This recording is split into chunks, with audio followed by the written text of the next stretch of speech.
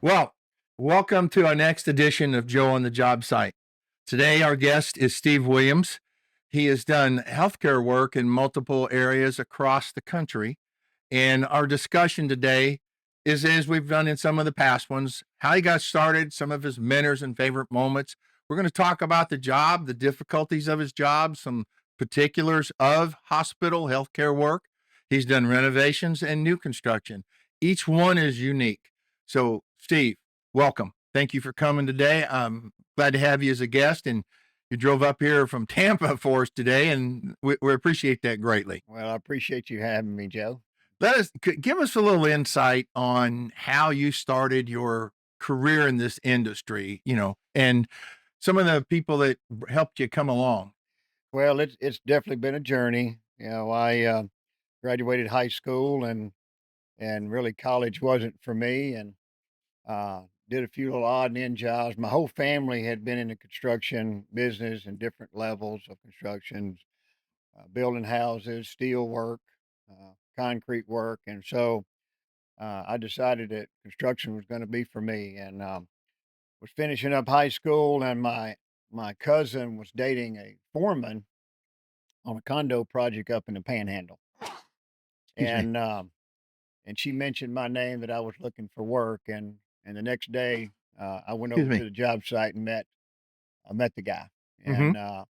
and the rest of it's kind of history from there. Started out as a carpenter's helper and worked my way up on that job, and I was the guy that just go get anything. Funny story was up on I think the fifth deck, and it was busy that day. It was hot, and carpenter I was working for sent me down to the office to get a shoreline. And man, I went down the stairs and went to the office and go in the office trailer, and the superintendent goes, "What are you doing in here?" I said, "Well, Nick sent me down here to get 100 foot of shoreline." And he said, "You need to get back to work." And they go out, open the door of the trailer and looks up, and there's all these 5 guys looking over the railing laughing. And so you just I had that happen to me when I was younger. And I actually got to do it a few times afterwards. And ours was send them for an alligator bite kit. oh my And goodness. then we sent a young kid after a sky hook and a hole mover one day on the job, and he wandered around the whole day. The foreman came back and said, "What are you doing?" He said, "They sent me for a sky hook and a hole mover, and I'm going to get him one." And the guy, the superintendent, I was a foreman, general foreman then, Yeah. looked at him and said, "Who in the world sent you for that?" And he goes, "That man right there," pointing at me. Anyway, Yeah, so, I finished that job and, was working for a non-union company because I was in the apprenticeship program going through being a union carpenter yep. and, ended up was successful doing that. But anyway, we moved on to another project and then another project and, was working on a 12-story condo, and a new superintendent arrived, that I never met before, and, he and I become good friends. His name was Tommy, uh, and so he kinda put me under his wing, and, uh, and he's the reason that I'm where I'm at today. Great teacher, taught me a lot, and, I wouldn't take anything for my time with him in my career. Yep. And so there's been several other ones along the way, but that's really how I got started. How long have you been in the industry? Well, my first, of course, I call myself a healthcare builder now. Right. My first hospital was in College Station, Texas, and my wife drove out there, Was and it green side or it was a yeah? greenfield hospital. A little funny story around that. This guy Tommy went on out there and got the job going, and so we drove out there. It was about 11-hour drive from the Panhandle out to College Station, Texas. And we get out there and stop, and back then we didn't have cell phone. You had phone booths, Right. I and remember so those. so we pull over to this little gas station and called him on the phone, and I said, "Hey, Tommy, I'm looking for the job." He said, "Son, we hadn't built the job yet. We're just now coming out of the ground."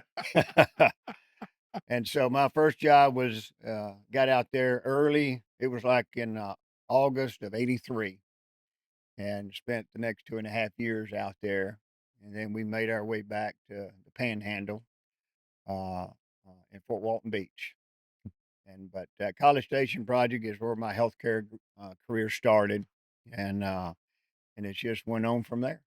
So you had a mentor, you said, that really took you under his wing Yep, and brought you along, taught you, helped you figure out because you're going to make mistakes yep, and you got to learn the craft, and everybody makes them. You just got to work through them, get them taken care of, and just don't hide them. yep.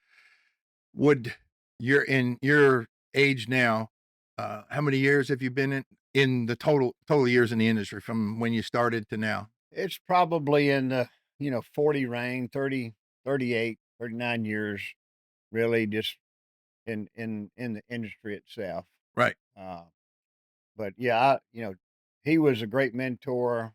Um, and I remember him telling me, because not having a college education and way he explained it to me, having a college education makes what you learn come easier.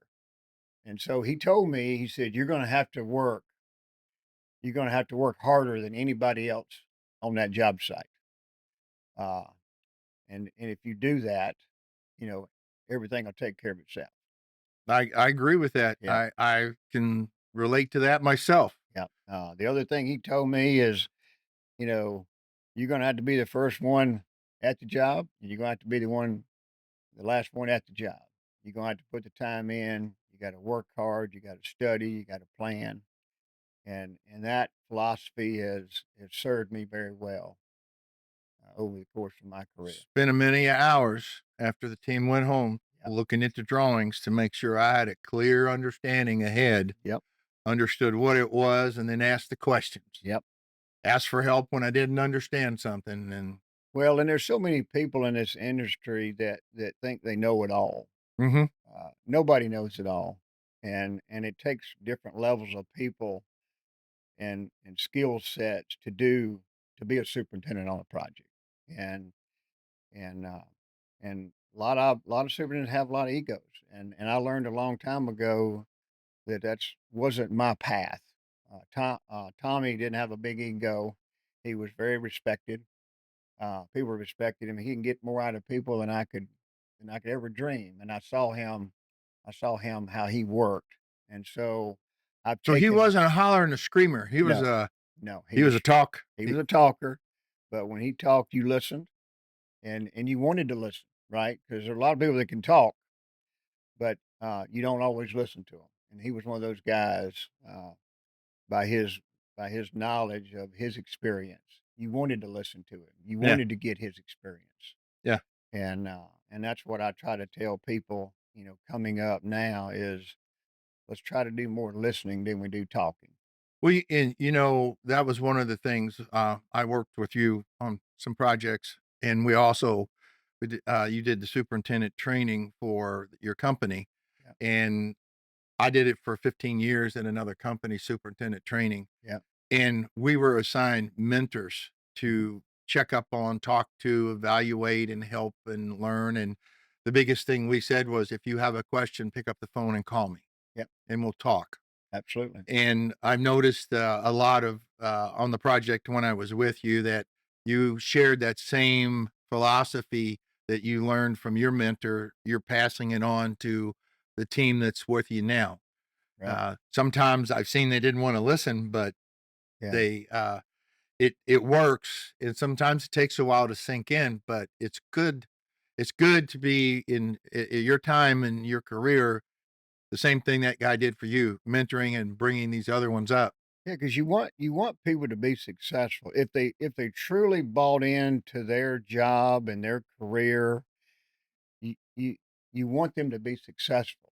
Right. And Joe, we're not always going to have the right answers for everybody in every situation, but it's like I was taught.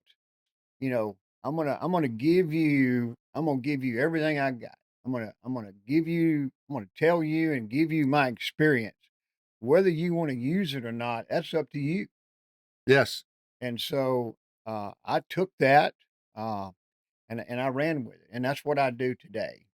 Is I give people my advice and my opinion, and if they choose to use it, good. If they don't, that's up to them. But understand there's consequences on the back end if things Yes. don't go well.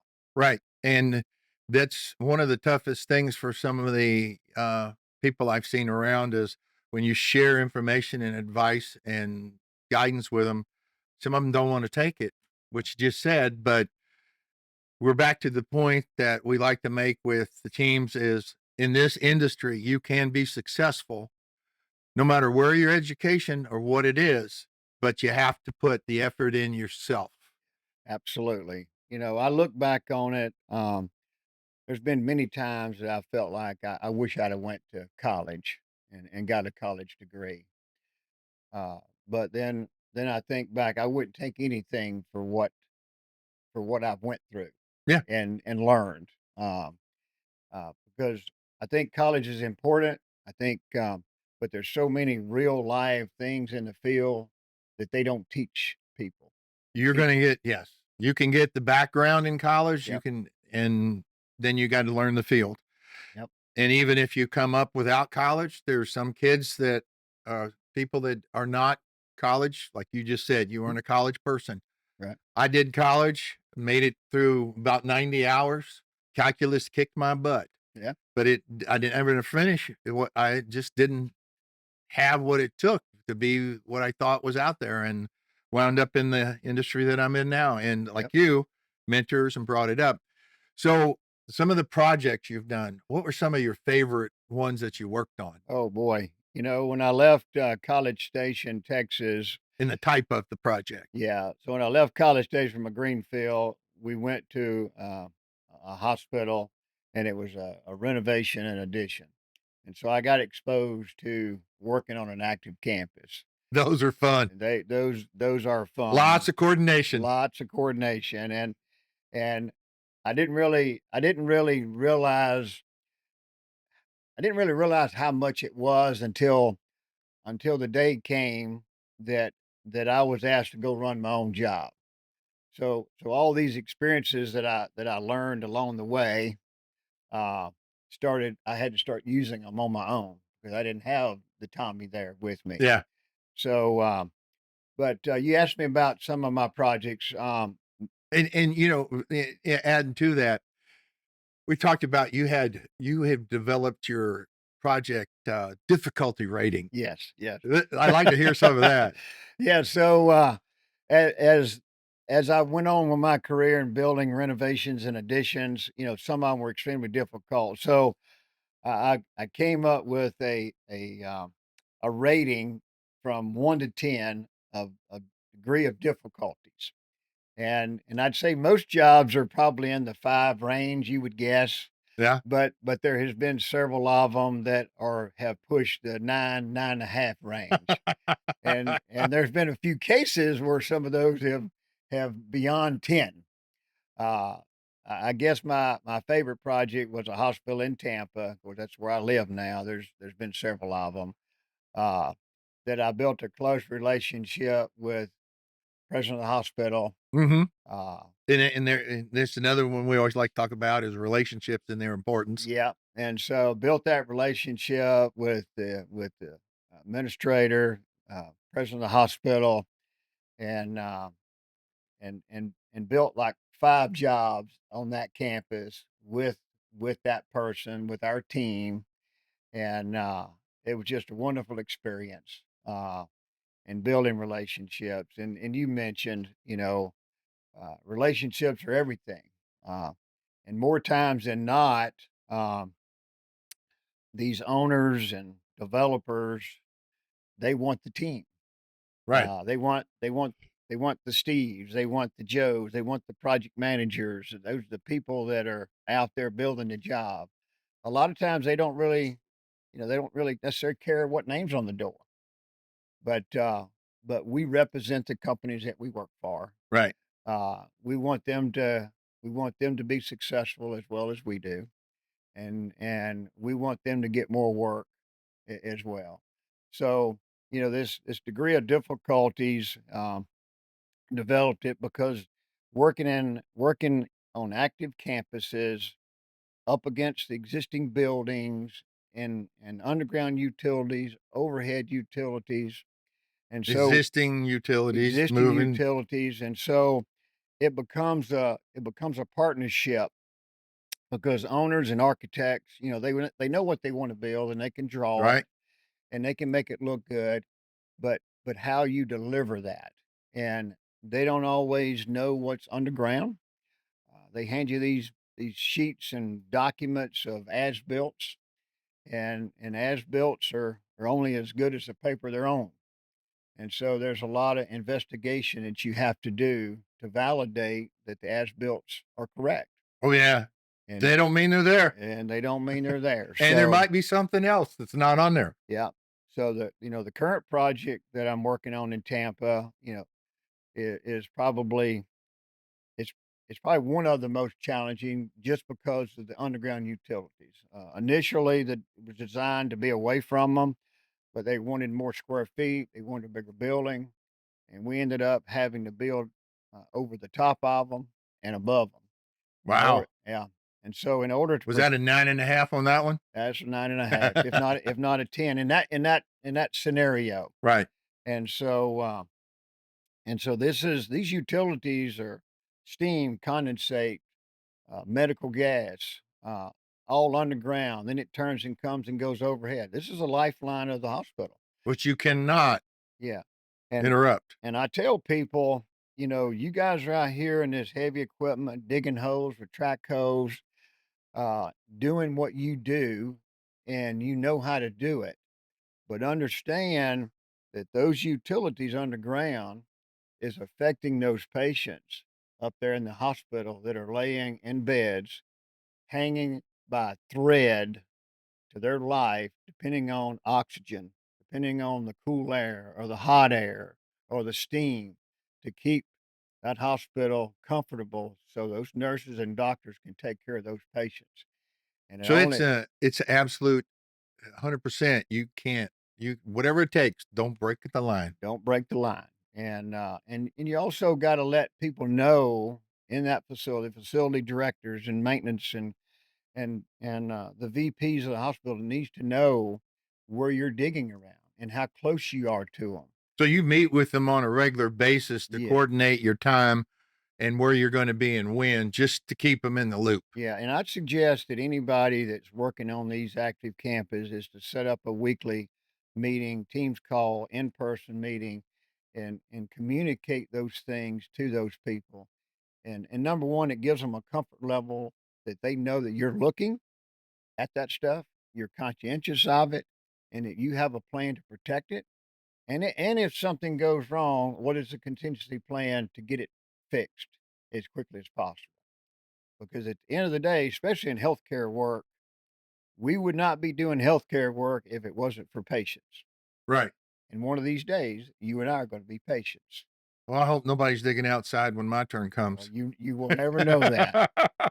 So yeah, healthcare work is just it's my passion. Um, it's what I enjoy doing, and it seems like the more difficult it is, the better I like it. And that's probably crazy to say that, but it's true. Well, you like the challenge.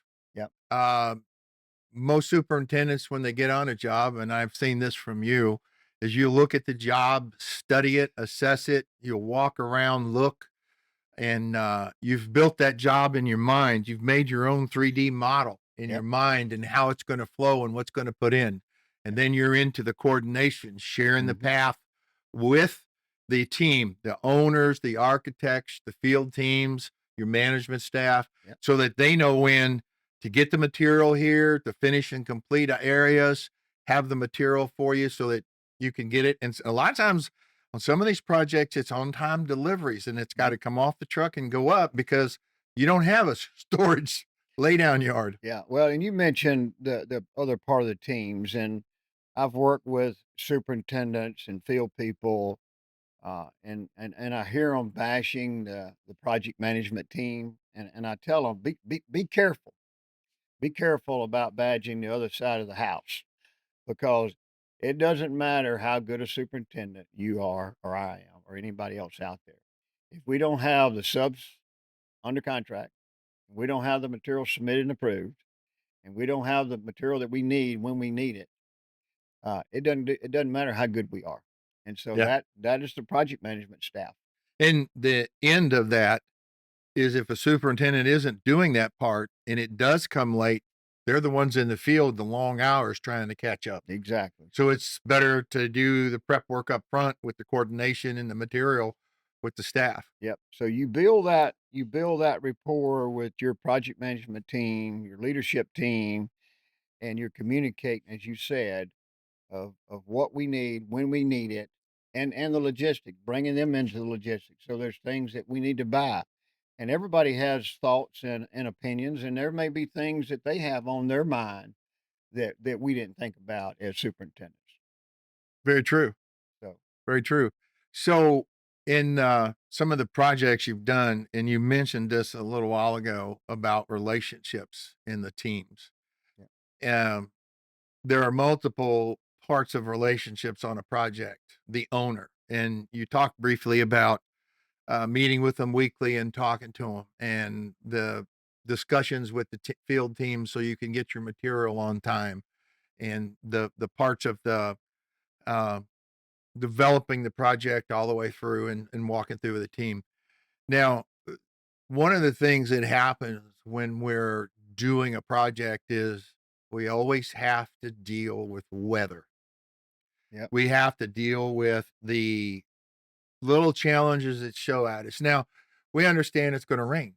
Mhm. We try to prep and work around it. We also have to work if we miss a pour on a day because of rain, we have to back it up and make a pour. Where we might be making 1 or 2 pours a week, the next week might be 3 pours to catch up, Right. but we catch up with it. But the project you're on now is in a lower area where it's prone to water intrusion Mhm. quite frequently. Yep. How do you keep and protect the project from that? I heard something about an aqua fence? Mhm. Yeah. So to expand that a little bit, so the current job we're working on, because of the floodplain and the new floodplain requirements, our new finished floor is elevation 14. The service loop road around the building where we're working is around a 6. Oh So boy, so that's a you lot. it's a big grade drop off. So when we started planning this thing, I knew that we couldn't bring the dirt up to level 13, a foot below grade, because it would be so much higher than the road. And we communicated and talked about, what if we did have rains? All that mud and dirt would either be in the bay or it would be in the road. And so consciously with a small group, we decided we're going to lower the building pad down to around an 8. So if we And do work have from there. yeah, we worked from there. Now it changed the structure a little bit, but we worked through that. So when been in Tampa since '89. These last couple hurricane seasons, they've been pretty active, and so they had a lot of flooding.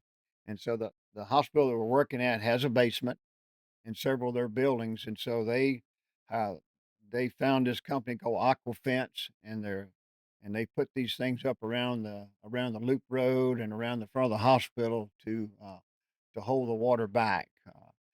I wasn't really sold it that it would work, but not this year, but last year I saw it in action. There was 7 foot of storm surge up on those aqua fence walls, and they definitely held the water back. Wow. So and so now the new building is being designed a higher elevation that won't need those aqua fence. But the old building's always gonna need them. Yes, yes. So managing that weather and all the elements that comes with the heavy rains and storms, uh, getting stuff off the ground and putting them away and securing things, during storms. It's very pivotal. And then, like you said, the daily rains that we have, especially in the rainy season, you just got to be prepared for it. And that's all a part of the logistics. and making sure you have dollars in the budget to handle those things. Well, like you just said, you instead of going ahead and putting the slab at 13, Yeah, you put it at 8 to manage the work, and as long as you can, then eventually you have to raise it up to 13. yeah, But the whole part of it is you're managing the storm and the water and the control as you progress through the site. You said logistics. That's one part of the logistics that is important to any project is mhm, the stormwater control. yep, And I put in uh, isolated temporary storm ponds with rim ditches around the project to mhm, channel it to it. I've done extra dewatering systems with yep, catch basins and stuff with huge pumps. There's a multitude of doing it, but you hit the key. Your logistics planning for the site has to consider multiple areas and multiple items for what you're going to do. exactly right. And uh, well, now you're up pretty good on the structure, so you're moving away from the hard parts of the site plans but on the logistics topic, you looked at that project and you had to plan the entire thing. And it was always amazing to me for you to schedule in AHCA, and you got to schedule them now. So how do you go about setting them up? Because those folks usually have their schedule made quite a bit in advance, and you Mhm. have to say, okay, we're going to take you this day, and you better be ready. Yeah, so we on our ACA, we typically over the years have have coordinated ACA based on a smoke compartment. Now, AHCA is the American Healthcare Association that does the final inspection before the hospital can go in service, Yeah, correct? so we deal with the construction inspection division for ACA for the to issue the license to open a facility. Okay. And there's other agencies within that agency that does other things, but the construction side, the inspection department is who we deal with on our side. And so with a job this big, it's going to be multiple inspections, So multiple you floors. do have AHCA do a section like I think there's an 80% one, Yep. and Yep. that's when you're what, roughed in the ceiling Yep. or Pretty much an 80% is everything is done above ceiling. Your grid's in. You're getting ready to drop tiles in. We like to get them in during other stages of the job, but we don't always have that luxury. But we have an 80%, as you mentioned, everything done above ceiling, the grid's in, and then they come and inspect, and then you drop ceiling tiles. And our job is we're inspecting by smoke compartments, and our smoke compartments are about 18,000 square foot a piece. mhm, Some a little bigger, some a little smaller, depending on what floor you're on. And the idea would be to catch, a true 80% in one, and then you go to the another one. It may not be quite 80%, but the more they get to look at, it makes the 100% inspection go a little quicker. right. Because in our case, the 100% inspections are going to be done pretty much by floor. So when you're building the building and of course, your 100% is at the end and you do it the same sequence, floor by floor, Yep. area by area. Is there a place where you can say, well, AHCA doesn't have to look at this? We can keep going? Yeah, I mean, we in this particular job, and every job is a little different, but the owner has hired a third party inspection department because the city's not going to be able to keep up. The city of Tampa's crazy busy right now. I think last week when I looked, there were like 25 tower cranes in the air in downtown Tampa. Wow. So TG or the hospital has hired a third party inspection department to uh, to do all our inspections, and these guys are very thorough. So structural, framing, Yep, electrical rough ends, yep, med gas rough ends, and yeah. All the exterior windows and metal stud framing is all looked at with a third party. We have an MEP team that comes in and does the inspections for all the in wall and overhead inspections, and those are going to be key to us getting our OC inspections a little smoother when you have more and more people looking at it for sure. I'll tell you that's a challenge just to set up from the very beginning of the project. Because once you develop your logistics and how you're going to move, Yeah. now that sets your schedule, and then you have to hit the AHCA date. How much time when you're doing the project? So this project is total of how many months? About 30 months or 36 months. So how do you coordinate with them? Because you get your AHCA's inspections, but how are they to coordinate with to get that set up for your 80s and your 100s, Well, in our particular case, our architect is working very closely with the construction inspection department for AHCA. right? And so they asked us how we would want uh, those inspections set up. So we communicated with our architect team and say, this is how we'd like to inspect them. Uh, and we'd like to get more than less inspections. And so what I mean by that is kind of like I said, you typically have when I first started, they'd have a 40% and an 80% and 100. Well, over the years, because they're so busy and not enough people to go around, they said, we'll do an interim inspection and then we'll do 100. And so with that being said, in our particular case, the architect has mapped that out with the inspection department. 'Cause typically the construction firm don't really talk to AHCA per se. So we've communicated how we want it inspected, and then she's communicated to that. Now we're actually on their schedules. We got a calendar that we've given them, and telling them when we want inspections. Now AHCA has a year-long calendar with different teams have different colors, so we're able to see our team and when they're available. So we usually put that into our schedule, as you see on behind you there, Yeah. is we put those weeks of inspection time in our schedule. So we'll always be mindful when those are. And then as we get closer to those, we can maybe see if we can move those up at least 3 weeks because they have a 3-week cycle. And so if we're able to get something inspected sooner, then that helps us on the back end. When you're doing these finals, if they say, "Oh, we had a guy cancel. You got any room for us today?" They ever Yep. do that for you? And that's absolutely has been helpful. Now we may not be where we want to be for an inspection.